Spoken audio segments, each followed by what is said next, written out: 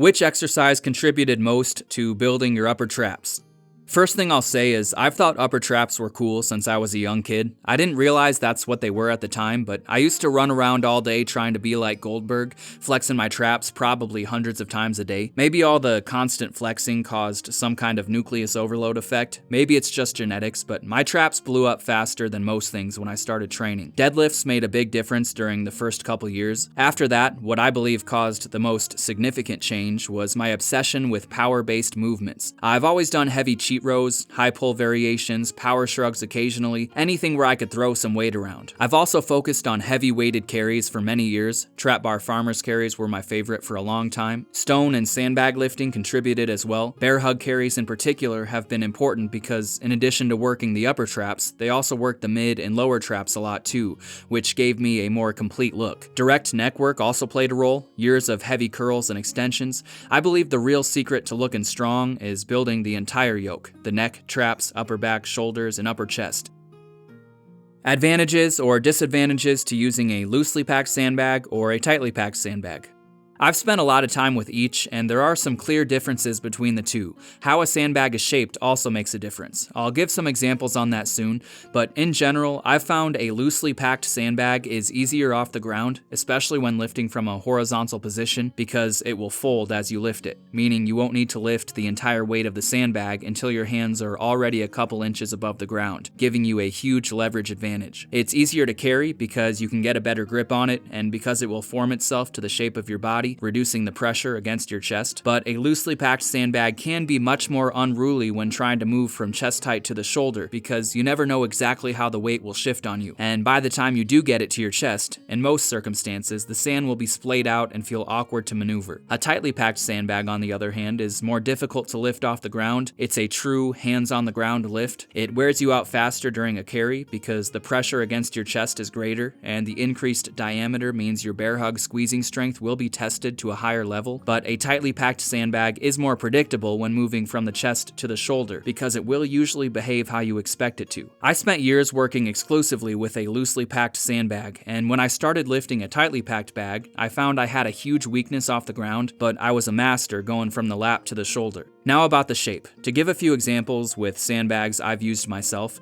the Iron Mine sandbags aren't as wide, and that makes them much more manageable when tightly packed. The Rogue and Cerberus sandbags are a bit wider, which for me at least makes them very hard to work with when completely packed. The 200-pound Rogue bag is wide and has almost no give. I can honestly say I kinda hate that thing, but the Cerberus bags have just enough give to make the impact of the weight crashing into you as you try to toss it up to your shoulder less harsh. I think it comes down to finding the sweet spot for each individual sandbag. I like the Iron Mines packed as tightly as possible, whereas the wider sandbags seem to work better when they have some give, just not too much.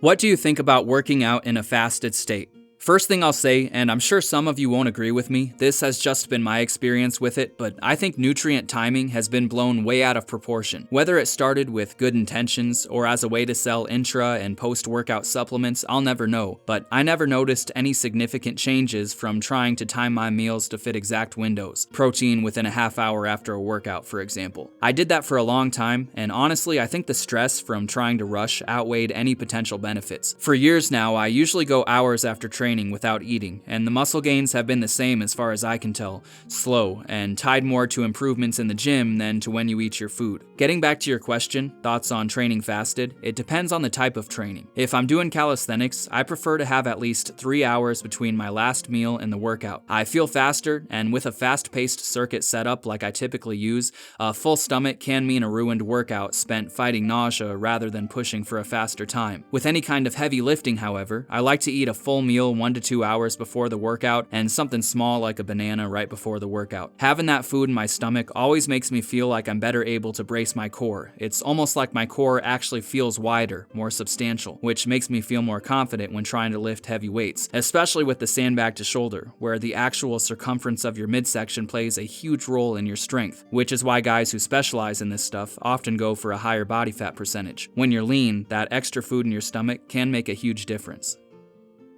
What are your thoughts on the carnivore diet?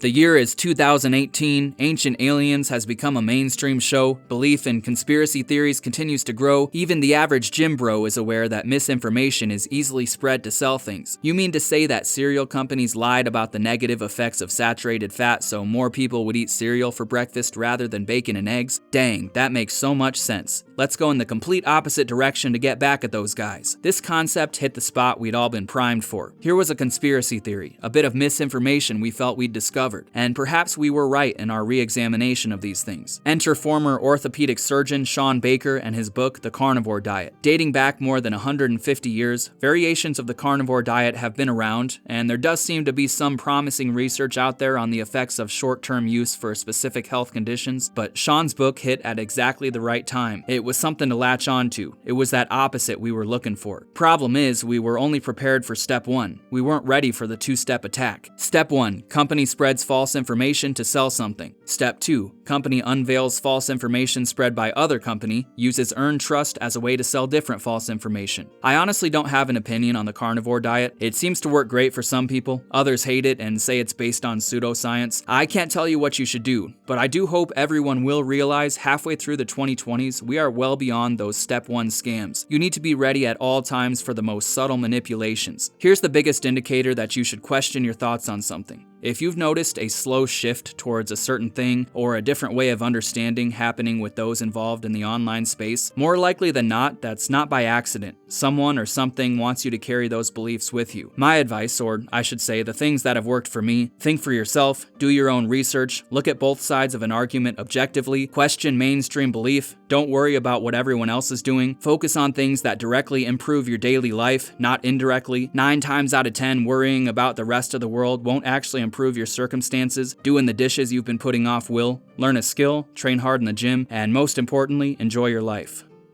As an aging athlete, mid-40s, I've had to modify a lot of training over the years. When it comes to lifting heavy, it's 2 days a week max. I remember you mentioning you had some distal bicep pain in the past. Besides neutral grip pull-ups, what other accessory movements are some of your favorites to train the tendons to catch up to the muscles? First, I'll say I think you're doing things the right way. Pairing heavy, low-rep exercise with lighter-weight, high-rep stuff seems to be the way to go for maximally strengthening the tendons. You see this problem all the time, especially with newer lifters. They'll read something like, high-rep training strengthens the tendons like crazy, and rather than taking that for what it is, something they could use to enhance their training, they hyper-focus and start thinking, well, if high-rep training is what strengthens the tendons, then the heavy stuff must be bad. Of course it isn't. The heavy stuff also strengthens the tendons, and doing both strengthens the tendons more than either on their own. This is a bit beyond your question, but if lifters started thinking in terms of addition rather than subtraction, expansion rather than reduction, how can I expand my understanding of the word bodybuilding to include ideas from everywhere, rather than I'll just hyper-focus on whatever caught my attention first, or whatever has the most scientific data backing it up and screw everything else, we'd see a lot more strong, swole, and mobile, functional, capable people walking around. There'd be way more physically useful humans out there. For specific things I could recommend, I have 2. The first is something I got from John Meadows way back. The general idea boils down to train flexion before extension and train the back before the front. Curls before extensions, rows before bench, rear delts before front delts, hamstrings before quads. There's some explanation behind this. Increased blood flow and flooding the synovial joints with fluid reduces friction and keeps everything feeling smooth. Something I learned later on too is glutes before any type of full body movement. You'll be more powerful and everything else will feel better. The glute max is the biggest muscle there is, and every bit of weight it takes on is less weight everything else needs to deal with. If someone always gets a sore lower back after deadlifts, for example, sometimes the solution is as simple as doing some glute work before the deadlifts, so they, in a sense, wake up and do the job they were meant for. The second thing I have for you ties into the first. Ultra high rep lightweight band work. Before every single workout, I do at least 2 to sometimes even 500 reps curling a lightweight band very fast with each arm for the elbows. I'll do the same with pull-aparts for the shoulders, and if my lower body is involved in a workout, I'll also do high-rep band good mornings to warm up the low back, glutes, and hamstrings, and also, as I said before, to get the glutes firing. You'll notice these exercises fall in line with the first idea, back before front, flexion before extension. Really, these days, I think of this as back before everything. This has been huge for keeping my joints and tendons feeling healthy. One final note, these band exercises should be fast. Don't worry about any of the typical bodybuilding tempo stuff or anything you'd normally focus on during your working sets. These are quick. You should be able to get somewhere near 100 reps in a minute to give you a general idea. For now, I only have a 100-pound sandbag. My general goal is to get to the point of doing 300 to 500 reps with it in a workout, combining a few different movements, ground to shoulder, lap to shoulder, etc., before then moving up to 150 pounds and so on.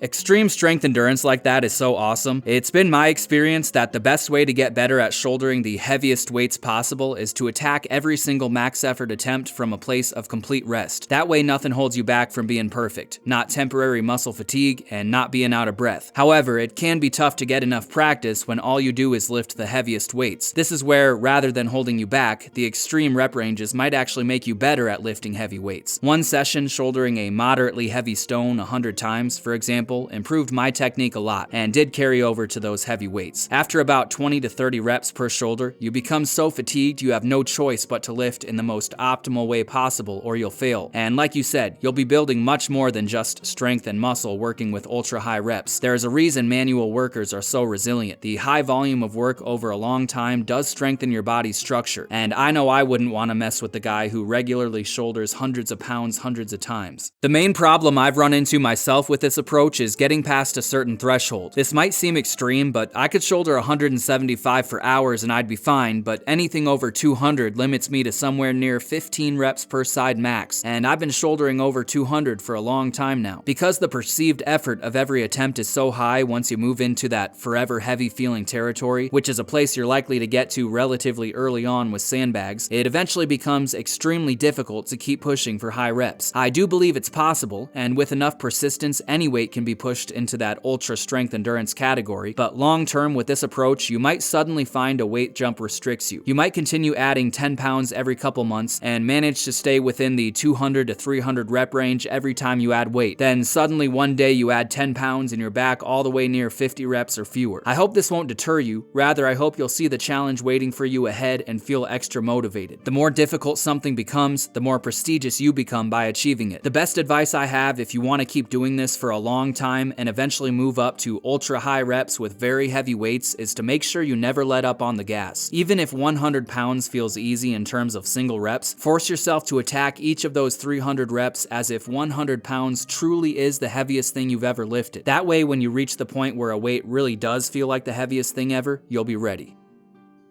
Do you have any recommendations on hand recovery? I work at a tree company 6 days a week moving and dragging wood. I feel my hands are my only weak link. I had a friend a while back who did seasonal farm work. I suppose most farm work is seasonal in a way, but he'd have a month in spring where he'd work all day every day planting, and a month near the end of summer where he'd work all day every day harvesting the crops. During the other months, he'd work a little, but mostly he'd just lift weights. He was insanely strong, doing stuff like 500-pound trap bar deadlifts from such an extreme deficit that his hands were lower than his feet. He also did a lot of strongman stuff like bending nails. His grip was something I'd never seen before. Well, anyway, he always said the secret to his grip and hand strength, and to keeping his hands fresh for all the work he did in the gym, was band finger extensions. During those months where he'd be planting or harvesting, he'd basically just be sitting in a tractor all day, so he'd bring a few of those finger bands and do thousands of repetitions. You can buy specialty bands made for this purpose, but any rubber band can do the trick. The problem for most guys is a lack of balance. Too much time spent gripping things, contracting the fingers, not enough time spent extending them. Maybe that could be a solution for you too. The Sandbag hypertrophy program looks really interesting, but I've also been enjoying weighted calisthenics lately. How would you incorporate that in the program? Same thing for odd lifts like one-arm deadlifts and zerchers. I've been enjoying those as well.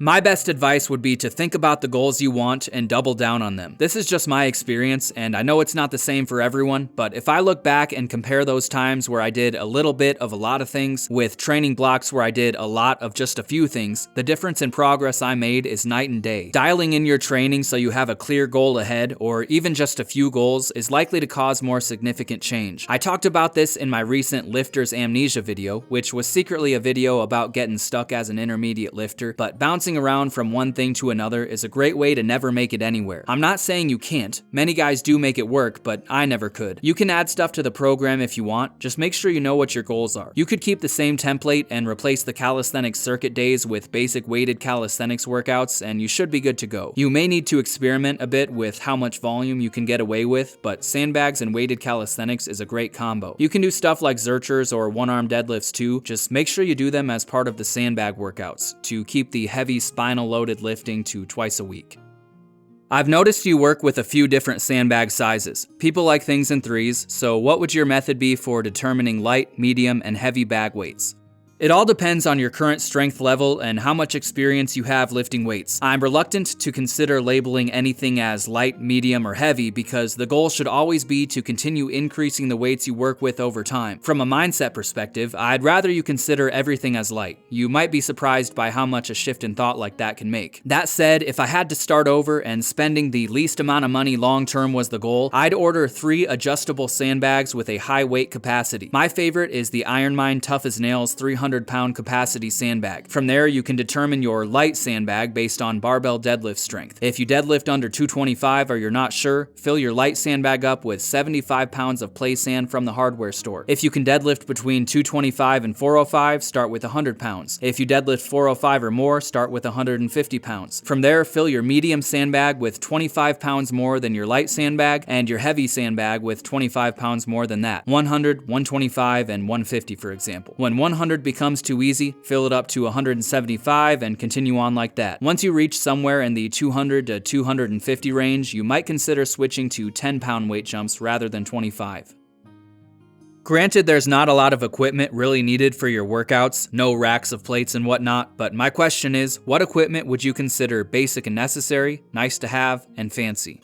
If you're interested in training how I do with sandbags and calisthenics, the only need to have thing would be a sandbag. I made a sandbag only program a while back that's perfect for this setup. Basically, you just lift the sandbag and do push-up variations and you're good to go. I'll have that linked below if you want to check it out. If I could add a second level in between necessary and nice to have, it would be a pull-up bar of some kind. It could be a door frame bar, a power rack, or even a tree or support beam you have regular access to. That will give you a lot more options, pull-up variations, ab work, as well as a good method for decompressing the spine. Nice to have would be resistance bands for warming up and active recovery, dip bars or rings, an ab wheel, my favorite way to train the abs ever, a good neck harness, and a second sandbag. For the final category, fancy things, I'd add more sandbags, parallettes so you have more options with your calisthenics, some kind of hyper machine, I like the 45 hyper, some Atlas stones and a bunch of natural stones, and an elaborate platform setup for loading the stones and sandbags would be cool too. Do you think isometric work would be beneficial when using sandbags, for instance, in certain weak points, etc.? Pure isometrics can be great. If there's one particular spot you always fail at when trying to shoulder a sandbag, bringing the sandbag to that spot and holding it there for time will make a big difference. I found the best thing to do while in this isometric position is to focus on breathing and bracing. Get used to breathing in that uncomfortable position and keep practicing until that position becomes comfortable, or at the very least, less uncomfortable. My preferred method is to take things a step further and turn the isometrics into carries. This is a great way to sneak in some extra work or make the work you're already doing more meaningful without needing to add more to a workout. If your program calls for 3 sets of carries, for example, you might consider doing those carries with the sandbag held at your weak point. The added movement will increase the difficulty of the isometric hold even further, and you'll have no choice but to improve. One last thing to consider is balance. If your weak point is halfway to your shoulder on your left side, you might do a set in the same position on the right side as well. Sandbag female here, and I have a question. I've more than mastered the 100-pound bag and I'm ready to move up to 150 pounds. The only problem is that now my arms are too short. Any advice on how to lift? It's an Ironmind bag. I have a few ideas that will help, but the first thing to consider is you've most likely moved into a new phase with your sandbag lifting. This jump gives a lot of people trouble because it's the turning point. Lifting 100 from the ground to the shoulder in one motion is one thing, but doing the same with 150 is a completely different animal. You've reached the point where things like perfecting your technique and breathing and bracing are much more important, and you'll probably need to start thinking in terms of 4 points rather than 2. Rather than ground shoulder, consider ground lap chest shoulder. From the ground, First, you'll want to push the sandbag over so the top knot points away from you. Wedge your hands underneath the outsides and lift it up to your lap. This does require a good deal of wrist strength, and if that's holding you back, some false grip holds on a pull-up bar can help. If you're having trouble getting a solid grip on the sandbag from the lap, you can work your arms into it to create some extra space. From here, toss the sandbag up as high on your chest as you can, and from there, try to throw it up onto the shoulder. 150 will require considerably more strength and precision than 100. Luckily, those things happen fast with sandbags. Good luck. Nervous before PR attempts? With me, it's rarely fear of injury, but often fear of failure and the resulting disappointment I experience, sometimes to the extent that I catch myself seeking excuses for postponing that PR attempt. First, I'll just say yes, definitely. I've had to set a rule for myself. No thinking about a PR attempt until I start the actual workout. I'll wake up in the morning and get so amped up about a lift I have planned later in the day, by the time I actually get to the thing, I'll be so shaky and excited I'll fail. It seems to be a sign of someone who's truly committed to and invested in what they're doing, and it doesn't seem to ever go away. It hasn't for me, at least. I'd go as far as to say if you're not nervous before a PR attempt, you probably just don't care enough about it. I believe this is the secret to continuing on past the beginner stage. You can go through the motions and make it pretty far, but once you reach a certain strength threshold, if you don't care so much about getting a PR that you feel some genuine, honest nerves, you probably just won't get it. I don't think many guys understand this. Pushing for elite levels of strength requires a drive that goes well beyond just showing up to the gym. This is why, contrary to what social media might have you thinking, almost no one makes it beyond the early intermediate stage in their training. I know I didn't have any actual advice on how to deal with pre-PR attempt nervousness, but I think embracing the fact that having some nerves is correct, that it's normal for anyone doing something truly meaningful to care about it to the point of fear, and accepting that fear isn't a negative emotion, that it's just part of the process, can make all the difference.